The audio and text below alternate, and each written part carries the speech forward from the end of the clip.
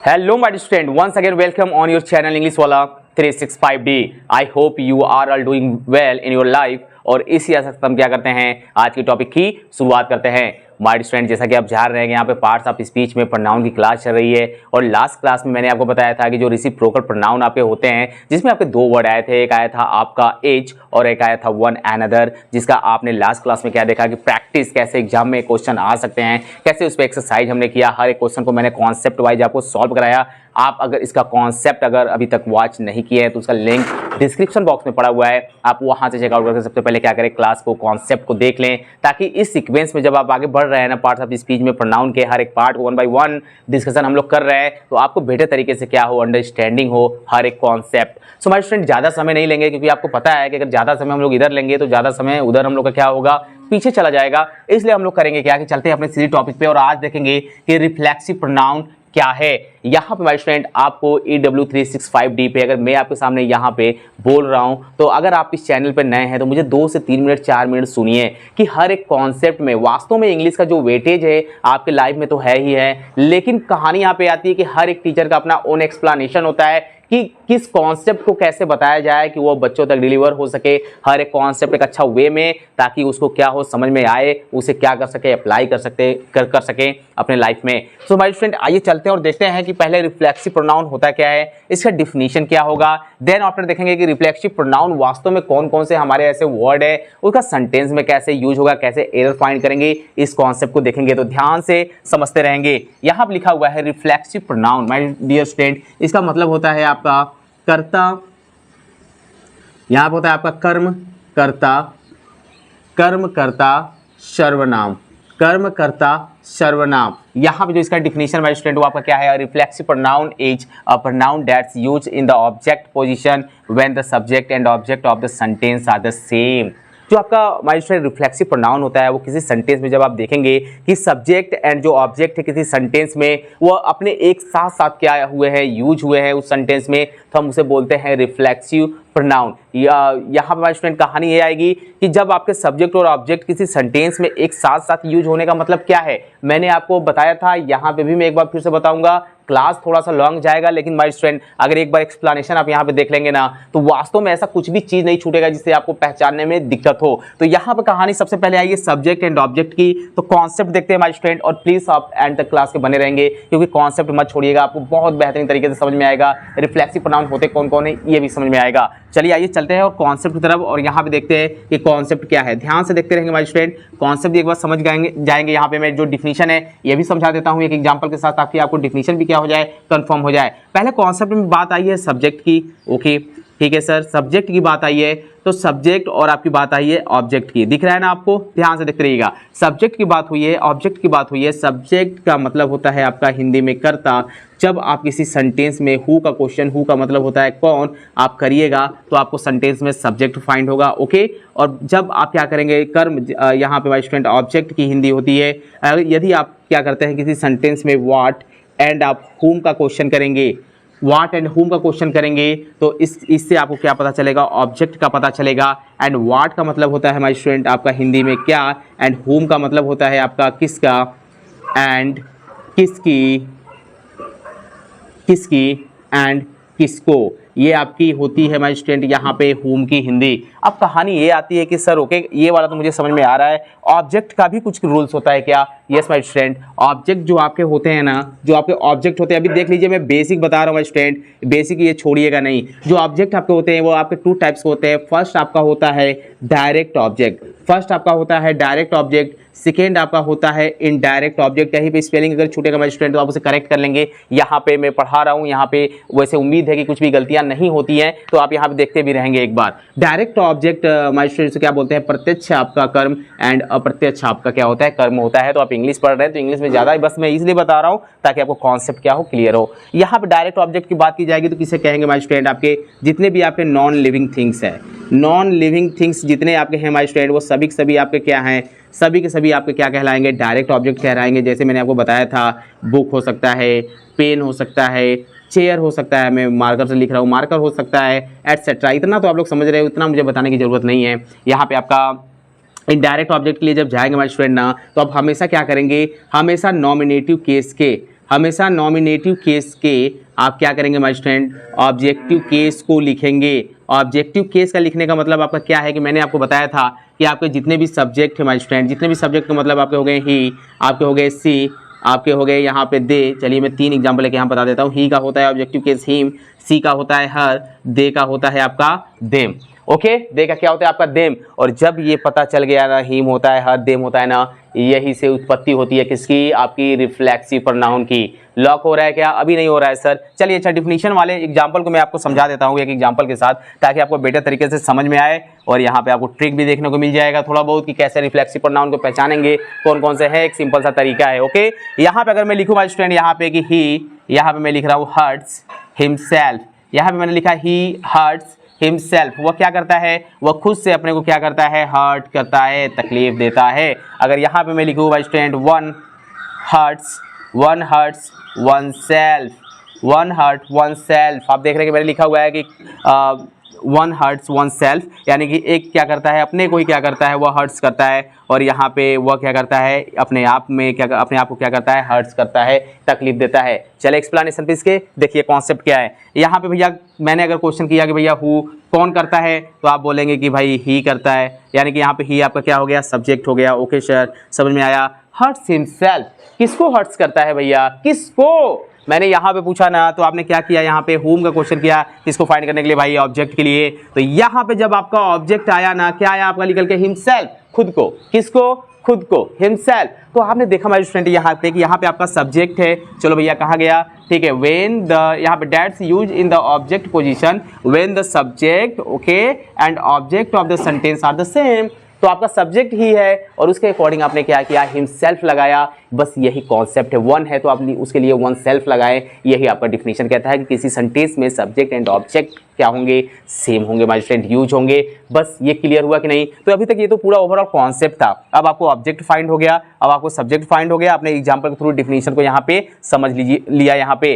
अब कहानी यहाँ पे ये आती है माय स्टूडेंट कि यहीं पे मैं आपको बता देना चाहता हूँ कि आप थोड़ा सा याद करेंगे। चलिए मैं यहाँ पे स्पेस, आप अपने कॉपी पे जरूर नोट्स करते रहा करिए, क्योंकि आपका एक्सप्लेनेशन ही मेन है। कंटेंट तो कोई भी लिख कर लाएगा, यहाँ से समझा कर चला जाएगा, बट जो इसका एक निचोड़ होना चाहिए, जो आपको मिलना चाहिए, अगर आपको एक्सप्लेनेशन थ्रू नहीं मिल पाएगा तो आप कभी समझ ही नहीं पाएंगे इंग्लिश ग्रामर को। इसलिए यहाँ पे ध्यान दीजिएगा कि जिस लास्ट में, जिस सेंटेंस के लास्ट में, देखिए सेंटेंस के लास्ट में आप नोट करके लिख लेंगे, सेंटेंस के आप लास्ट में देखेंगे आपका सेल्फ या आपका क्या दिखेगा भाई स्टूडेंट, आपका सेल्फ्स। ये आपके प्लूरल के सेंस में दिखेगा, ये आपके सिंगुलर के सेंस में दिखेगा। तो आप हमेशा उस सेंटेंस को क्या करेंगे, लॉक करेंगे। आप क्या हमेशा लॉक करेंगे, रिफ्लेक्सिव प्रोनाउन। तो आइए चलते हैं और सीधा 4 टेबल देखते हैं, पहले कौन कौन से रिफ्लेक्सिव प्रोनाउन है, कैसे कैसे करेक्ट यूज होंगे और रॉन्ग वे में किस तरह से आपके एग्जाम में आते हैं। इस 4 टेबल को देखेंगे, आप अच्छे से नोट्स करिएगा। देन आफ्टर हम लोग रूल्स की तरफ चलेंगे, 1 बाय 1 रूल्स को डिस्कशन करेंगे कि कैसे एरर फाइंड होता है। तो यहाँ आप देखते हैं हमारे स्टूडेंट, आप देख रहे हैं यहाँ पे लिखा हुआ है टेबल ऑफ रिफ्लेक्सिव प्रोनाउंस। ध्यान से देखते रहिएगा कि मैं यहाँ पे कैसे सॉल्व करा रहा हूँ। नॉमिनेटिव केस में आपके जो फर्स्ट पर्सन होते हैं, एक आपका क्या होता है आई, एक आपका क्या होता है वी। सो हमारे स्टूडेंट कहानी यहाँ पे आई थी कि आई का आपका ऑब्जेक्टिव केस क्या होता है, मी। मैं यहाँ पे आपको बताते चल रहा हूँ, बट करेक्ट रिफ्लेक्सिव कुछ अलग होता है एंड रॉन्ग रिफ्लेक्सिव कैसे देगा ये आप अभी देखेंगे। वी का क्या होता है आपका अश। यहाँ हमारे स्टूडेंट यू का आपका क्या होता है, ऑब्जेक्टिव केस यू रहेगा, और यहाँ पे आपका ही का रहता है हिम, एंड सी का आपका रहेगा हर। नोट करते रहिएगा साथ में। दे का रहेगा आपका देम, दे का रहेगा आपका देम, एंड आपका इट का रहेगा इट ही।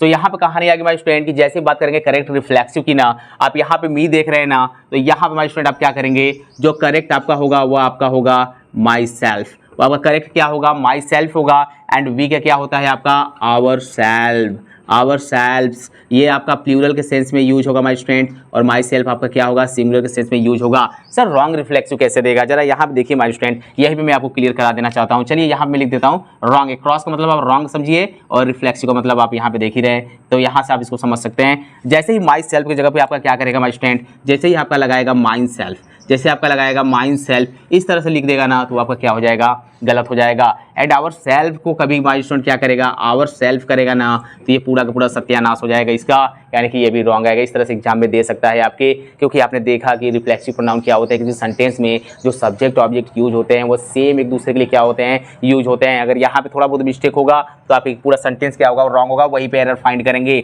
यहाँ पे यू है, तो यहाँ माय स्टूडेंट करेक्ट जो रिफ्लेक्सिव होगा यू के लिए, पहला आपका होगा योर सेल्फ, पहला आपका होगा योर सेल्फ एंड आपका सेकेंड होगा इसका योर सेल्फ्स। आपका योर सेल्फ होगा सिंगुलर के सेंस में एंड योर सेल्फ आपका होगा प्लूरल के सेंस में। इसका रॉन्ग कैसे देगा? इसका रॉन्ग देगा माय स्टूडेंट, देखिए ध्यान से कैसे दे सकता है। योर सेल्फ की जगह पे आपका क्या करेगा, यहाँ पे लगाएगा योर, यस है डबल एस लगा देगा, आपका कर देगा सेल्फ यानी कि योर सेल्फ। या फिर आपका ये करेगा माय स्टूडेंट, करेगा क्या कि आपका यहाँ पे लिखेगा योर्स, योर्स, फिर यहाँ से करेगा माय स्टूडेंट आपका क्या लिखेगा सेल्फ। यहाँ पे आपका क्या करेगा माय स्टूडेंट सेल्फ, यहाँ पे है और यहाँ से आपका क्या करेगा डबल एस लगाएगा। यानी कि आपकी स्पेलिंग देखेंगे यहाँ से क्या करेगा, वो आपको यहाँ से बेवकूफ़ बनाने की कोशिश करेगा। तो यहाँ से आपको नहीं करना है, आप करेक्ट देखना है कि आपकी मीनिंग क्या है, ये भी इसको भी आपको ध्यान में रखकर चलना है। यहाँ पे लिखा हुआ ही, हिम, इसका माय स्टूडेंट जैसे आप जाएंगे करेक्ट यहाँ पर रिफ्लेक्सिव के लिए आपका हो जाएगा हिमसेल्फ। एकदम नोट करते रहिए माय स्टूडेंट। यहाँ पे आपका हर है ना, हर का आपका क्या हो जाएगा हर सेल्फ, हर का क्या हो जाएगा आपका हर सेल्फ। मिस्टेक वैसे ही देगा माय स्टूडेंट, कभी हिम सेल्फ नहीं होगा, कभी हिम सेल्फ नहीं हो सकता है एंड कभी हर सेल्फ नहीं हो सकता है। तो इस बात को आप क्या करेंगे ध्यान में रखेंगे। देम का होता है माय स्टूडेंट आपका यहाँ पे देम का आपका होता है देम सेल्फ, देम सेल्फ। और ये कभी भी आप माय स्टूडेंट क्या करेंगे देम सेल्फ नहीं लिखेंगे, देम सेल्फ लिखेंगे तो वहीं पे आपको नंबर लड्डू 0 मिल जाएगा। यहाँ पे आप इट है आप यहाँ पे करेंगे माय स्टूडेंट क्या इट सेल्फ, इट सेल्फ हमेशा सिंगुलर सेंस में इसको यूज करते हैं। और अगर यहाँ पे इट सेल्फ करता है माय स्टूडेंट तो यही से आपका क्या हो जाएगा रॉन्ग हो जाएगा। समझ में आया क्या? बहुत आसान इसका टेबल माय स्टूडेंट, किस तरह से मैंने यहाँ पे बताया आपको, आप देख सकते हैं यहाँ पे। और जल्दी से इसको क्या करिए नोट्स करिए। और यहाँ पे आपको EW365D माय स्टूडेंट सबसे बड़ी बात ये है कि आपको हर एक कंटेंट जो है इतना इजी वे में बताकर आपके सामने लाया जा रहा है कि आप बस नोट्स बनाइए, आप कोई बुक मत उठाइए और किसी जगह आपको किसी प्लेटफॉर्म चुनने की ज़रूरत नहीं है इंग्लिश के लिए। आप यहाँ पे लगे रहिए। ये क्लास में आपको अगर आप वास्तव में देख रहे हैं तो आप 6 to 12 बच्चों के लिए ये पूरी नेसेसरी पढ़ना ही पढ़ना है उनको, अगर वो एक अच्छा रिजल्ट चाहते हैं एकेडमिक क्लास में, नॉलेजेबल होना चाहते हैं। एंड मैं जो भी फाउंडेशन बैच कर रहे हैं, जिनका भी फाउंडेशन चल रहा है ना कोई भी कॉम्पिटिटिव एग्जाम के लिए, वो क्या कर सकते हैं इस बहुत आराम से हर एक कॉन्सेप्ट को क्या कर सकते हैं यहाँ से पढ़ सकते हैं और फिर जाके अप्लाई करें आप अपने एग्जाम में, मजा आ जाएगा आपको। आइए चलते हैं हमारे स्टूडेंट, अब देखते हैं कि टेबल ऑफ रिफ्लेक्सिव प्रोनाउंस के बाद कि रिफ्लेक्सिव प्रोनाउंस के रूल्स क्या है, कैसे कैसे हम यहाँ पे करेक्ट रिफ्लेक्सिव का यूज करेंगे सब्जेक्ट के अकॉर्डिंग, नॉमिनेटिव केस के अकॉर्डिंग। तो आइए केस में चलते हैं और देखते हैं रूल्स नंबर 1 क्या कहता है। यहाँ पे देखते हैं हमारे स्टूडेंट कुछ रिफ्लेक्सिव प्रोनाउन के आपके कुछ कॉन्सेप्ट जो रह गए हैं उसको भी क्या कर लेते हैं यहाँ पे क्लियर कर लेते हैं रूल्स से चलने से पहले, ताकि आपको कोई भी प्रॉब्लम ना आए। तो अभी धैर्य बना के आप रहिएगा, ये ऐसा नहीं है कि यहाँ पे आप स्किप कर दे, रूल्स पे रूल्स कॉन्सेप्ट पे कॉन्सेप्ट आ रहा है, बस नोट्स बना के उसे प्रॉपर क्या करिए आप नोट डाउन करते रहिए अपने कॉपी में। यहाँ हमारे स्टूडेंट जो मैं कॉन्सेप्ट आपको बताने जा रहा हूँ वो आपका है क्या पजेसिव, पजेसिव प्लस आपका क्या है माय स्टूडेंट ओन क्या करता है जब किसी सब्जेक्ट को क्या करता है एम्फेसिस करता है, यानी कि उस पर दबाव या तो जोर डालता है, तब कहानी क्या चलेगी माय स्टूडेंट, यहाँ पे इसकी कहानी हम लोग देखेंगे। यानी कि पजेसिव प्लस ओन, यानी कि किसी सेंटेंस में ओन आता है तो इसका कॉन्सेप्ट क्या होगा, तो ध्यान दीजिएगा। पजेसिव में हमेशा हमारे स्टूडेंट हम लोग क्या देखेंगे कि ओन से पहले आप पजेसिव एडजेक्टिव का अगर यूज कर रहे हैं तो आपका सेंटेंस करेक्ट होगा। इसका कॉन्सेप्ट आपको समझ में आया कि नहीं आया हमारे स्टूडेंट, देखिए जरा ध्यान से। यहाँ पे लिखा हुआ है I live on my own house, यहाँ पे ओन आया ना आपका, तो ओन किसके लिए यहाँ पे शो कर रहा है, आई लिव मैं रहता हूँ, ऑन माई ओन इनकम अपने इनकम पे, मैं जीता हूँ किस पे, अपने इनकम पे जीता हूँ। तो कहानी आप यार भैया कि तुम अपने इनकम पे जीते हो,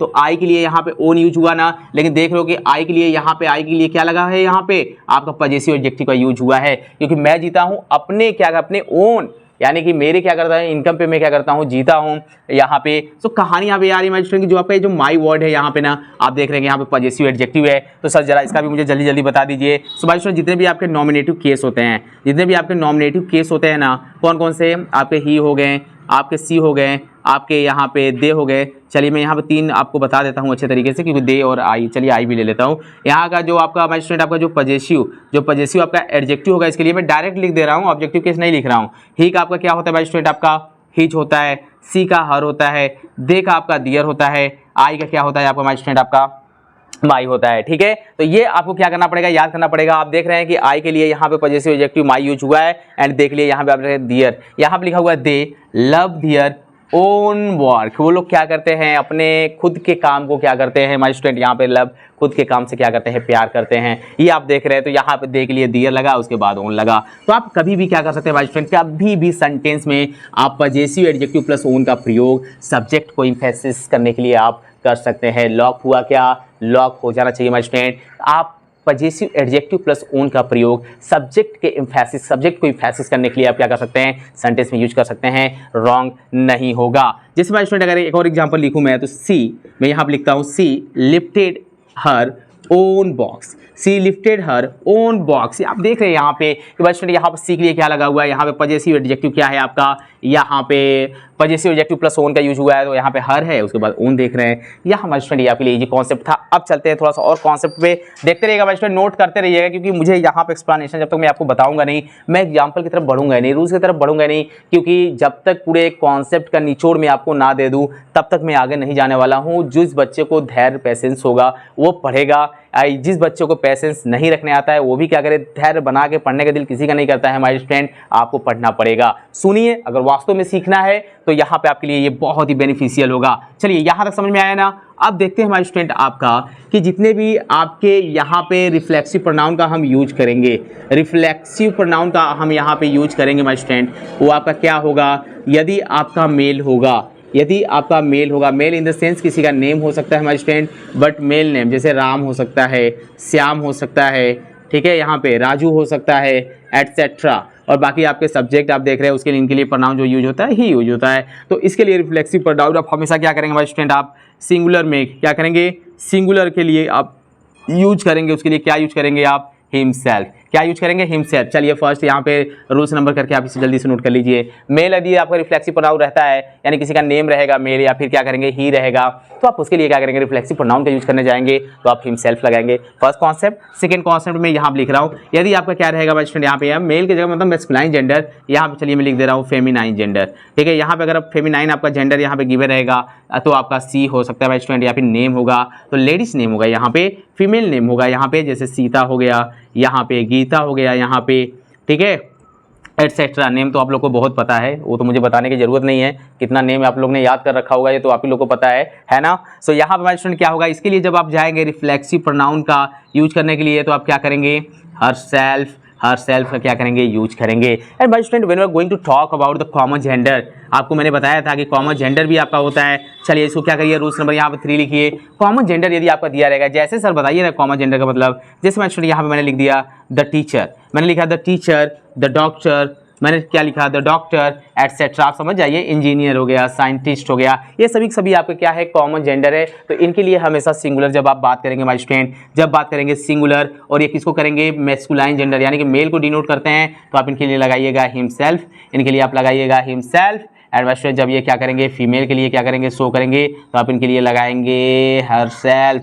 सेंस के अकॉर्डिंग। एंड माय स्टूडेंट एक आपका आता है न्यूटर जेंडर, वाह सर आपने तो जेंडर ही पूरा रटा दिया। यहाँ पे एक आता है आपका माय स्टूडेंट यहाँ पे न्यूटर जेंडर, और न्यूटर जेंडर की कहानी क्या आएगी कि आप इसके लिए कुछ मत करिएगा, इसके लिए जो आप सिंगुलर रिफ्लेक्सिव प्रोनाउन आपका यूज होता है ना, सिंगुलर रिफ्लेक्सिव प्रोनाउन जो आपका यूज होता है वो आपका यूज होता है इटसेल्फ, आपका यूज होता है इटसेल्फ। कहानी खत्म, कहानी खत्म माय स्टूडेंट। ये पूरा कॉन्सेप्ट आपको रट गया होगा, और ये जो कॉन्सेप्ट मैंने बताया है वास्तव में आपके लिए रियली बहुत जानना बहुत जरूरी था रिफ्लेक्सिव प्रोनाउन का, क्योंकि पूरा कॉन्सेप्ट आप जब तक जानेंगे नहीं ना तब तक आप क्या कर सकते हैं, क्वेश्चन को सॉल्व कर ही नहीं पाएंगे। आइए चलते हैं अब देखते हैं रूल्स नंबर फर्स्ट क्या कहता है। अब 1 बाय 1 रूल्स का डिस्कशन करेंगे कि रिफ्लेक्सिव प्रोनाउन में लगभग माय स्टूडेंट आपके 6 से 7 रूल्स हैं, जो कि मैं आपको क्या करूंगा यहाँ पे 2 क्लास में आपको क्या कर दूंगा, मैं आपको ये रिफ्लेक्सिव प्रोनाउन भी ऐड कर दूंगा। तो यहाँ पे नोट्स बनाइए बढ़िया से अच्छे से। आइए चलते हैं अब देखते हैं कि आपका रूल्स नंबर फर्स्ट क्या कहता है related to reflexive pronoun.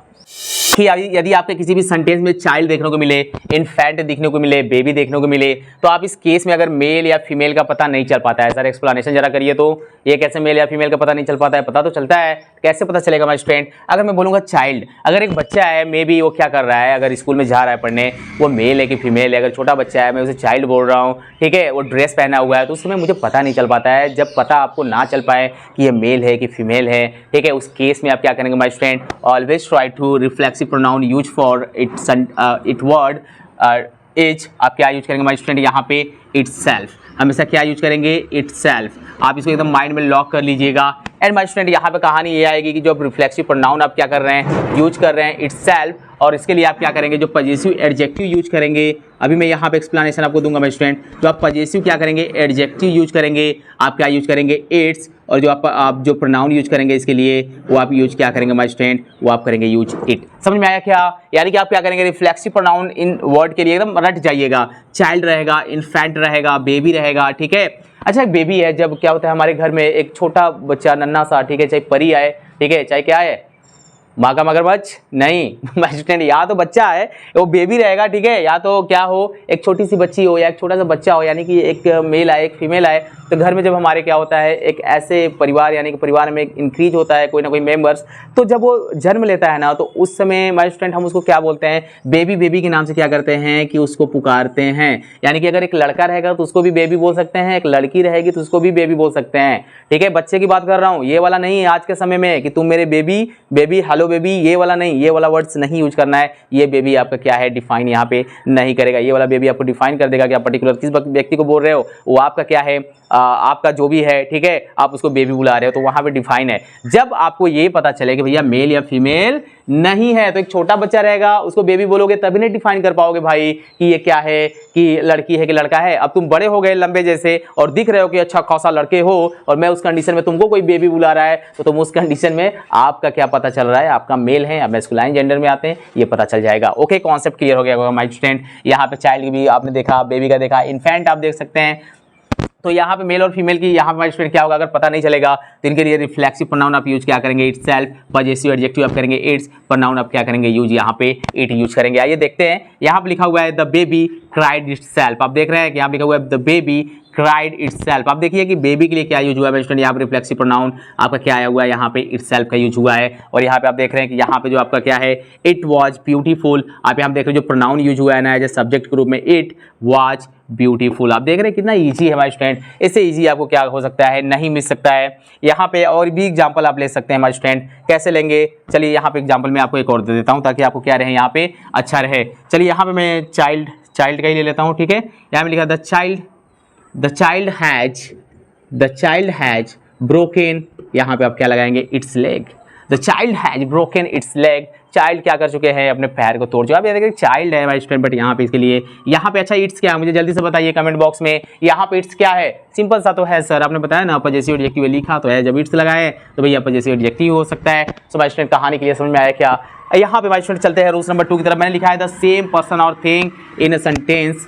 In a sentence जब आप देखेंगे इन अ सेंटेंस ऑफ वर्ब, यानी कि वर्ब के आप देखेंगे कि यहाँ पे वर्ब नहीं होगा माय स्टूडेंट, आप देखेंगे कि किसी सेंटेंस में क्या होगा माय स्टूडेंट, आपका पर्सन या सब्जेक्ट, यानी वर्ब का आपका क्या कर सकते हैं माय स्टूडेंट, वर्ब का जो आपका सब्जेक्ट होगा वर्ब के लिए और जो आपका ऑब्जेक्ट होगा वो क्या होगा माय स्टूडेंट, जो वर्ब के लिए सब्जेक्ट ऑब्जेक्ट होगा वो क्या होगा, द सेम पर्सन और थिंग्स होगा। तो आप इस केस में क्या करेंगे माय स्टूडेंट, रिफ्लेक्सिव प्रोनाउन जो मैंने 4 टेबल बताया उसके अकॉर्डिंग आप यूज करेंगे। देखिए कैसे, यहाँ पे मैंने एग्जांपल आपको जो दिया था उसी से मैं समझाता हूँ, हर एक का समझाता रहूंगा माय स्टूडेंट, यहाँ पे ध्यान देते रहिएगा।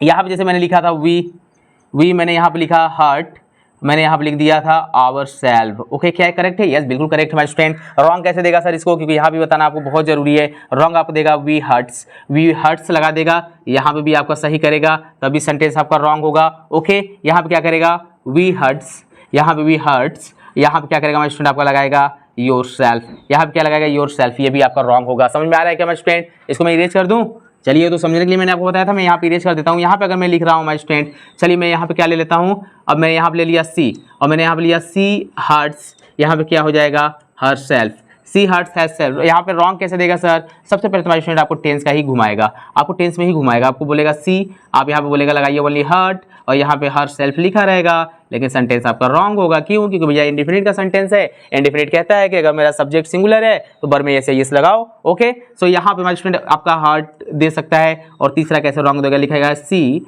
हर्ट्स, यहाँ पे लिख देगा हर सेल्फ्स, ठीक है, ये भी आपका क्या है, रॉन्ग है माय स्टूडेंट। यानी कि अच्छा यहाँ पे एक और एग्जांपल मैं यहाँ पे चलिए दे देता हूँ, मैं लिखा हूँ वन, यहाँ पे लिखा वन हर्ट्स वन सेल्फ, एकदम नोट करते रहिए माय स्टूडेंट। यहाँ पे मैं 3rd नंबर लिख दे रहा हूँ ताकि आपको कंफ्यूजन ना हो। तो यहाँ से माय स्टूडेंट जो आप 1 देख रहे हैं ना, चलिए यहाँ मैं लिख देता हूँ नोट करके, आप लिख लीजिए इसे अपने कॉपी पे, इसे अपने कॉपी पे लिखिए कि जो आपका 1 क्या है माय स्टूडेंट, आपका 1 के लिए जो हम लोग रिफ्लेक्सिव प्रोनाउन यूज करेंगे माय स्टूडेंट, वो आपका क्या यूज होता है, आपका यूज होता है 1, आपका क्या यूज होता है, वंस यूज होता है माय स्टूडेंट। यहाँ पे we hurts, sorry oneself, यहाँ पे आपका क्या यूज होगा, वन सेल्फ यूज होगा आपका रिफ्लेक्सिव प्रोनाउन। ठीक है, जल्दी से फटाफट नोट्स करिए। और ये आपने माय स्टूडेंट क्या किया, यहाँ पे 2 रूल्स आज डिस्कशन कर लिया। क्लास ज़्यादा लेंदी ना हो जाए इसलिए हम करेंगे क्या, यही पे अपने क्लास आज को स्टॉप करेंगे। और आपने अभी तक मैंने जितना भी चीज़ बताया उसको घर पे जाके जरूर क्या करेंगे, रिवाइज कर लेंगे। तो आप अपने लाइफ में एक जुनून के साथ दौड़ते रहिए। मिलेंगे इसी उम्मीद के साथ नेक्स्ट क्लास में। तब तक आप क्या करिए, स्वस्थ रहिए, मजे में रहिए, आगे बढ़ते रहिए। All the best.